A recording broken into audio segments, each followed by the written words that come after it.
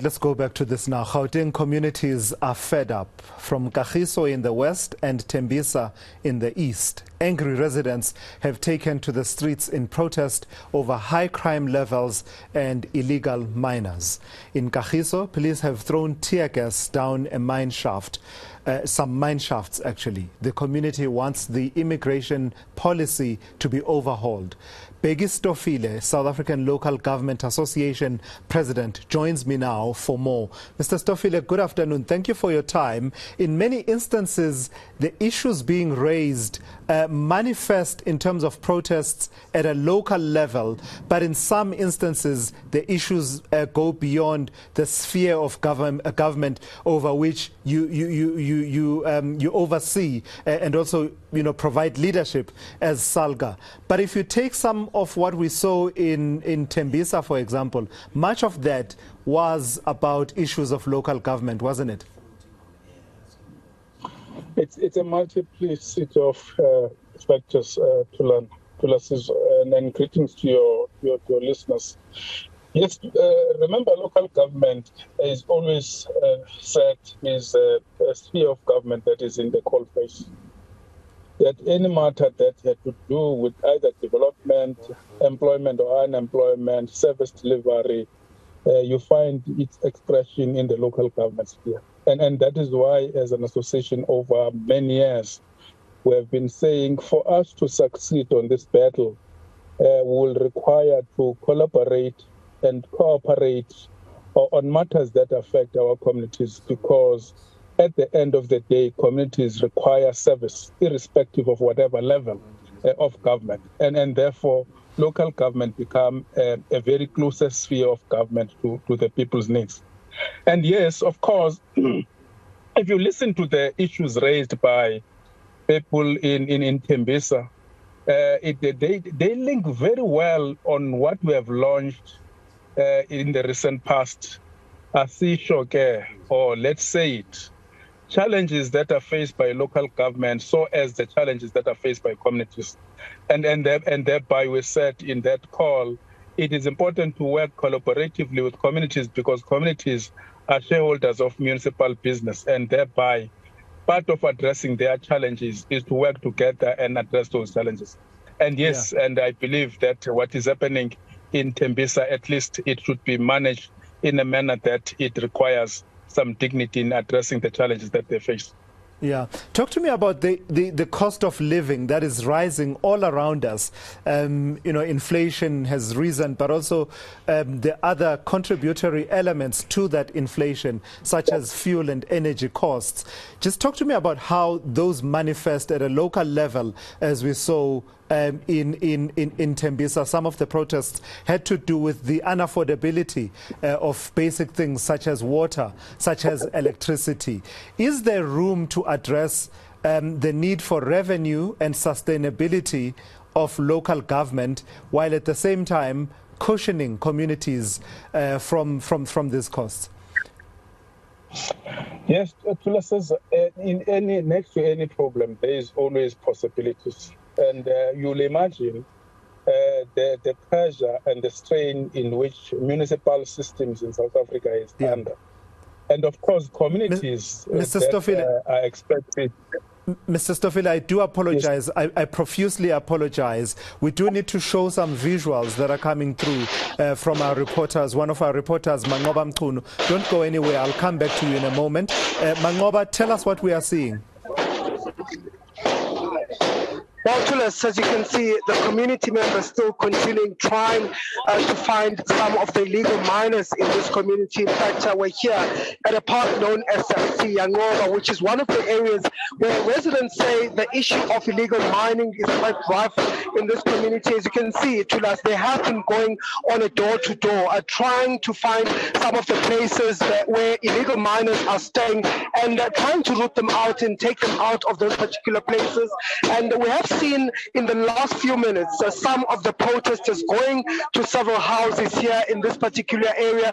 They've been breaking entry into these houses and taking some of the operations that are continuing or that are happening in those particular areas. In fact, just a short while ago, they went into one of the houses here, one of the shacks here in this particular area, where they found some of the goods or some of the mining operations that were happening there at that particular house. They found some of those machinery, as well as some of the spoils, if I can call it that way, that these illegal miners had come back with from those illegal mining operations.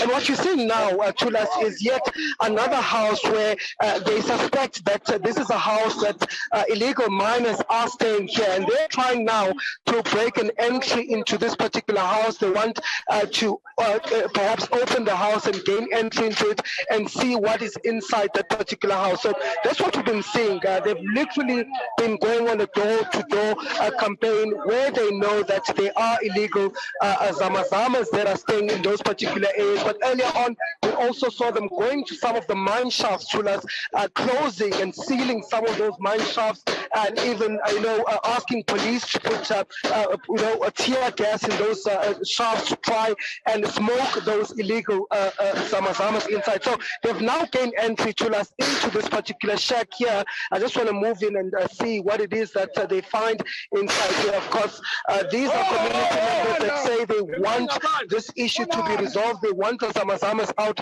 of this community. As you can see, they are inside now, taking down what is inside here. And earlier on, we saw some of them dismantling even, some of the houses. There was also a house that was torched down and set alight by some of the protesters who are insisting that they are not going to leave this until these zamas are out of their communities. They are stripping apart in this particular piece of to a halt in this community. So there have been, however, some elements of criminality, as some of the leaders has also alluded to that particular fact.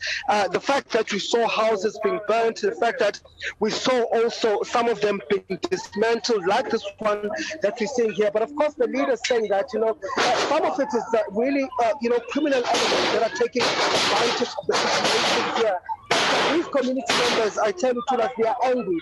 They're saying that, this is the time that the community will come together to fight this issue of zamas in this community. They are blaming them for the criminality that is occurring in this particular community. They are this particular they're saying that they want to ensure that even those who occupy this particular shack are not going to come back here into this particular area. They're saying that they are not going to hurt them, but they simply want them out of their community. You can see, Thulas, there are quite a number of community members where we are. They are all over the place. They have been going on a campaign, really a door-to-door campaign, trying their level best to find these areas. They have information as to where some of these, zamas are staying. And so what the community has been doing is really going there and trying by all means to shut those operations. I can tell you, Thulas, that where we are now, there's even fires that are around this particular settlement. This is where we believe one of the operations is taking place, and the community members are still continuing. Of course, they have indicated to us that they're not going to stop up until this issue is resolved in their community. I'm just going to show you what's happening here. Of course, they're still continuing to try and dismantle this particular settlement here, where we know that some of the zamas have been staying. And just next door to that is where they actually find some of the spoils that the zamas had been mining in this particular area. So the situation is still quite tense here in Kagiso, in Siangoba, and these residents say they're going to continue to ensure that the issue of illegal miners here in this community is dealt with once and for all. Mangoba, don't go anywhere. Let's keep your picture in frame. I do want to conclude the conversation with Bheke Stofile, but we will keep your visuals in frame and only hear his voice because this is a development that's on the go. I will come back to you in a moment, for instance, to ask you about where police are as all of this is actually playing itself out. Mr. Stofile, let me come back to you so that we just talk while we see these visuals on TV. Do you get a sense, and I know I had asked asked you about cushioning the community, rising cost of living, etc., etc. But as I'm watching these visuals, I'm asking myself if we are at a moment where the luxury to sit with, nice intellectual calipers and actually just analyze the situation and talk revenue generation, sustainability of municipalities, etc., that we've run out of time. We are teetering on the brink of this going from crisis to out-and-out chaos, and where does local government feature within that? What is your plea and appeal for everyone that is involved at this moment, where it seems that we are teetering on the brink of chaos? Our plea to Thulasizwe is that we request our committees to calm down. And also, we request those that have authority, like in the provincial and national government, to optimally use cooperative governance framework. What we are seeing here, Thulasizwe, even though it might sound as elements of unhappiness, criminality, and many others, this reflects to you, this picture that you have just shown to me, the collapse of cooperative governance. Because how on earth people will go and allow foreign nationals to come to the country without being documented and do whatever that they want to do in the country? In the recent past, we have just learned in one of our municipal area around where girls were raped and so on and so forth, which puts strain to communities, which puts strain to local government assets, your road infrastructure, your water infrastructure, and many other infrastructures that municipalities have to manage. And to me, if maybe one day we'll realize that in the absence of cooperation amongst and within spheres of government, you'll see a total chaos as what we are seeing today. Until such time, all of us, we accept that we are elected into positions of responsibility. It's not about protecting my own area of responsibility, but is to collaborate and work with everyone so that we bring peace and stability. If you look into Section 152, Objects of Local Government, it speaks about security and comfort of individuals. Now, looking into this situation, in the absence of collaborations amongst spheres of government, will there be any security in those communities? Certainly no. There will be no security, even amongst those that are protesting, destroying those checks and everything. There is no security to them too. And this, to me, it doesn't speak to really about one unit. And you must remember that the pressure that communities are facing, pressures in pertaining to cost of living today, it does affect local government system. It does put pressure to local government system and require a different thinking and different approach insofar as dealing with matters that are faced by local government. Mr. Stofile, if I can ask you to indulge me and not go anywhere, and I'll come back to you in a moment, because what you are raising is quite important. The subtext, sometimes the seeming lack of cooperation, either between spheres of government or what ends up looking like politicking. You took me there, and I'm happy you did. I do want to come back to you to wrap up that point nicely, but not before I bring in eNCA's Aviwe Mdila. Aviwe, you've been up in the skies and just watching on the ground. We are seeing those visuals that you are telling us. Where exactly are you and what are you seeing?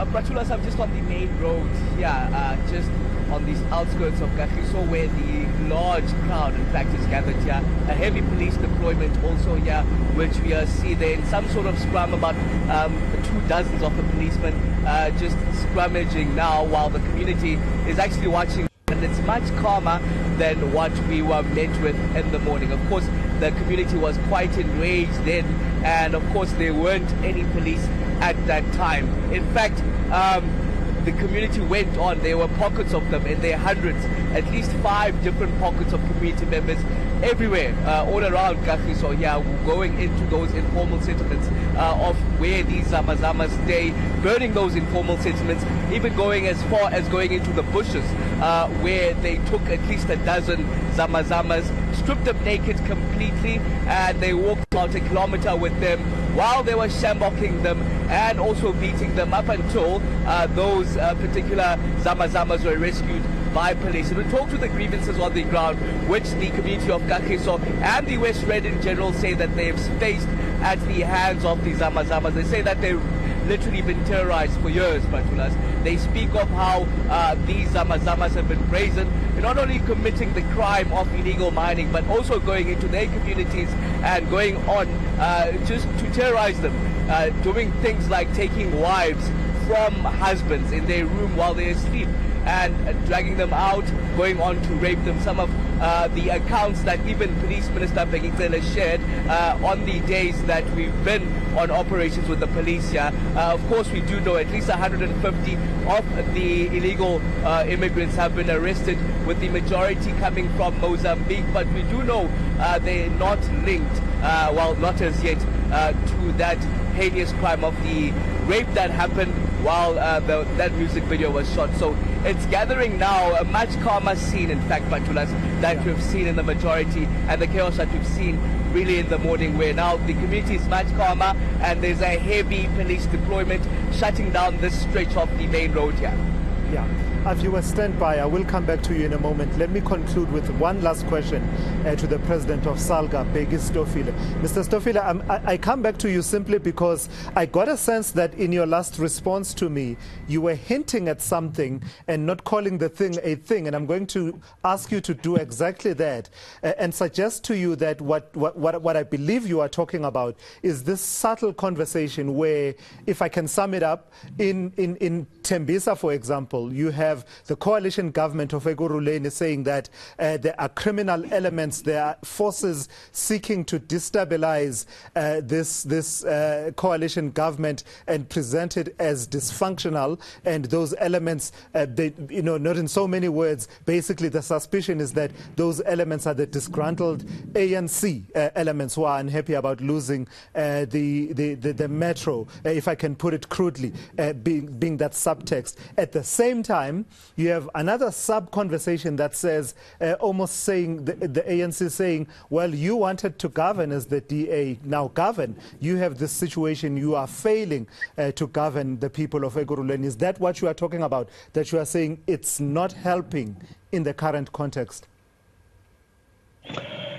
We are saying providing governance to people, it should be a matter that all of us must take it serious, and all of us must accept that there is no sphere of government that will succeed to operate alone. It requires other spheres of government to also help for that sphere to succeed. In fact, by the way, Thulasizwe, if you read Section 154 of the Constitution, it says provincial and national government will assist local government when it faces difficulties such as this. But also link this to what I've just launched in the recent past, a SALGA program. The challenges that are faced by local government requires their shareholders, which are communities, to hold hands together and make sure that their government does function and it does respond to challenges that they face. And I'm not interested about much lingering amongst political parties. ANC says this, DA says that. To me, it's not an issue. The issue is the services need to be rendered to our communities. The issue is our communities have to partner and work with the government of the day so that the services that are directed to them are protected, are not destroyed, so that the money that is available, it can be used in other assets development. Because the municipality and government as a whole have to invest on assets. And the road infrastructure asset is an important one. Any other asset anyway is an important, because you use that as an instrument of investment going into the future. But we cannot succeed on this Thulasizwe alone, because I can understand that the blame will go to police, the blame will go to everybody. What I'm saying here is a reflection of collapse of cooperative governance. That's where we are. And as long as we can realize and say, where have we gone wrong and what can we do collaboratively and work towards achieving the goals set on our manifestos and promise that we have made in our constitution. Strong words there, where you talk about the collapse of cooperative governance. I appreciate your candor. Thank you for engaging me. That's the SALGA president, Bheke Stofile there. And while we are talking to him, while we've been talking to him, you've been seeing those visuals coming through from Kagiso. I believe we can show you actually the angle from Mangoba Mchunu, who is on the ground, Aviwe Mdila up in a chopper and circling over that area in Kagiso. Mangoba, what are we looking at? It looks like some interaction between community members there. Well, certainly, Thulas, that's what you're seeing here is an interaction between some of the protesters as well as the homeowners at this particular homestead. Recall that this is one of the areas or the houses that the protesters have actually targeted. They just broke down one of the shacks here at this particular place, which they believe is housing some of the illegal mining operations here in the area. And so what you're hearing here is a conversation between those protesters as well as those homeowners who are saying that they're really not involved in any illegal mining activities in this particular area. In fact, they're saying that they've been wrongly targeted by these protesters. In fact, the gentleman here saying that they're not involved at all in what is happening, and that they came to the wrong place as far as looking for some of those illegal miners here in this particular place. Well, we're here in Siangoba, Thulas, and this is where we've seen community members still gathering here. They've been going on a house-to-house sort of a campaign operation where they've been dismantling some of those houses, some of those shacks which are believed to be, where those illegal operations are taking place. And I just want to show you and just move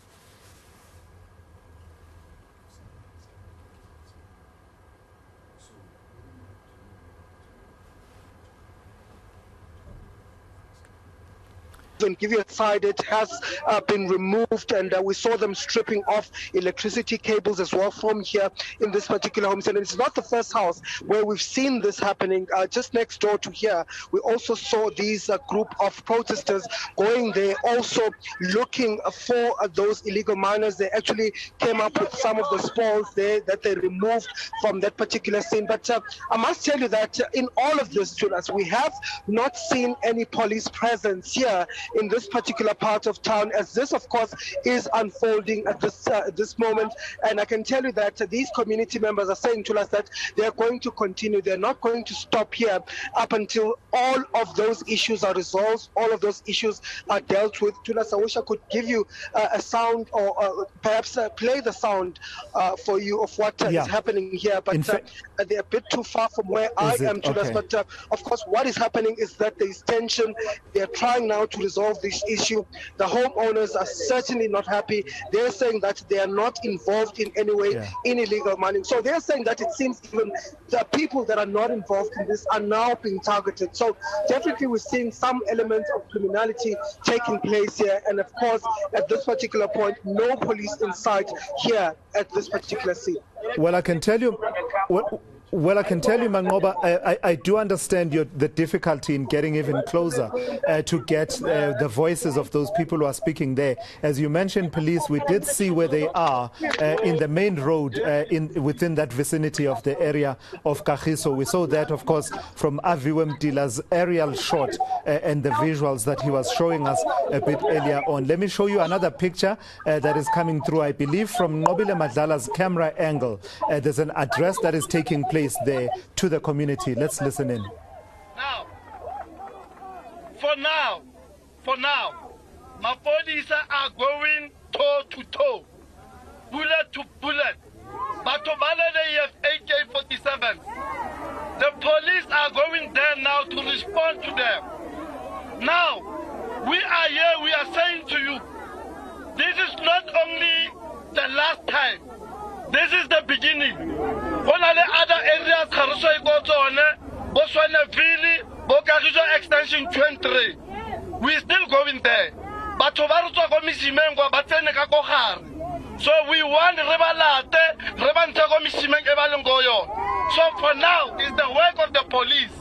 Re tlo gather somewhere here on the ground. Re tlo ya kwa galfe tsotswa kwa. You'll get the report back to say what is actually happening. The other commitment that we want to make in front of Mapodisa.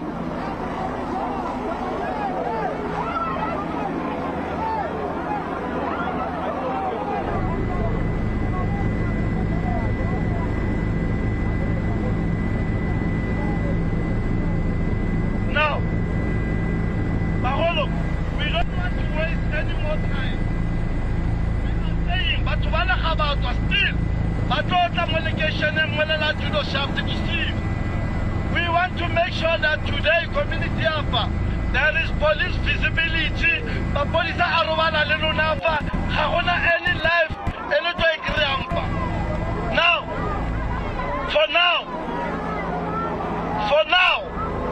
just for now, we are saying, Gatara Mole, Mapolisa and must take care of the situation now. Salem is still risky. We know listening to this entire community, it was a risky one. Some of you listen to Mommy Stimek live in Sabatoba. With the risk of alone. So enough is enough, but Tobana they are not human beings. So Harvard any more time.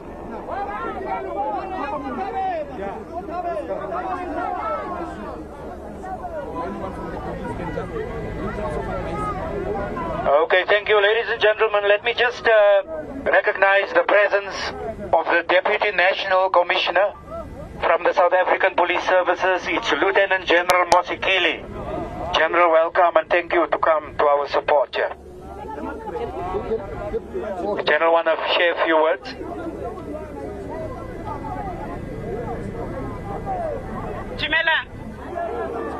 Dumelang, Likai. We are aware who the kwatile and all the reasons to be in the position that you are in. But the assurance that we are bringing today, our forces are on the ground.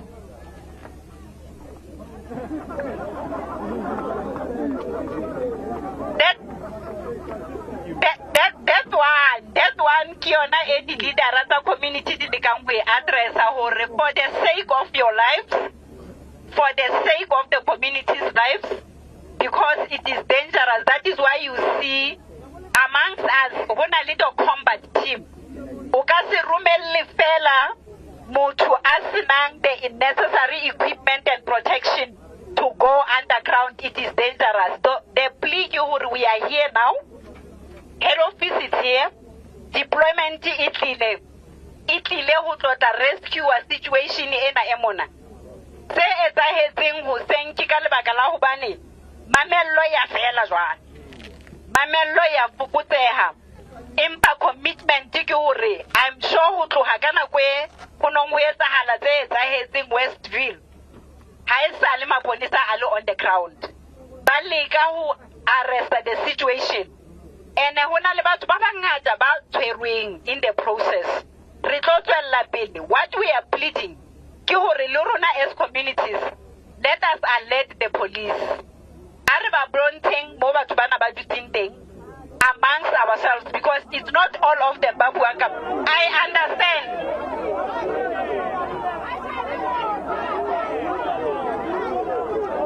All right. Okay. All right. Ulukile. Rautlisi sahore. Baya teba. Kika hona leadership itewileng ho tlaga are holona. Hore are toleng from the horse's mouth to rueza halangara di community tsa rona. Re tsebe ho assist. Ntatema wela ke yona la motirager. And he is been on the ground ever since that day, even last night, even now. And it's not only here. Hasimona fela mohonangli this type of situation. I understand. This is 100%. hantle re utlwisisa hantle and really maponisa not on akile bona sefofane se se tsamayang mo ha sena batch ya seponisa ha se maponisa fela I emeng ka maoto ho bona hore situation e re a itheola re tsebe ho phela jwalo ka batho. I'm sure le utlwile le the minister of police o fane ka di marching orders hore ntate Mawela go to the communities, let us make sure that we live normal. That is what we are intending to do, to make sure that our communities live a normal life, and we are together we can achieve that. Thank you, General. Yeah, thank you. That was the Deputy National Commissioner. Thank you, General Mosikili.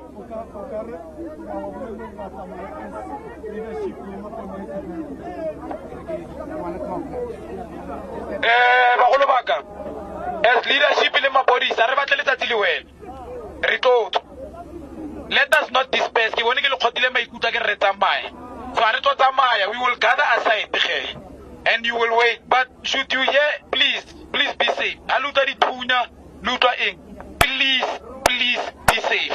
So for now, Bagolo, I want to tell Tanantava Aikelagagua.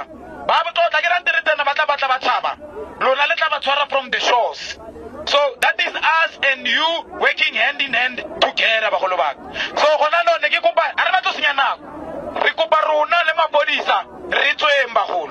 as a belief.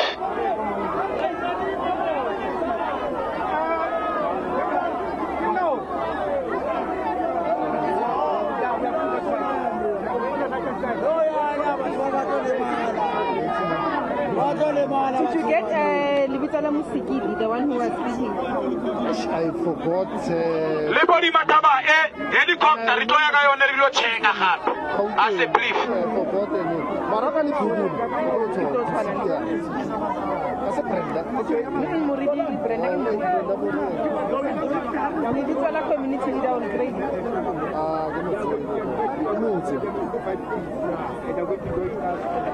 The visuals you currently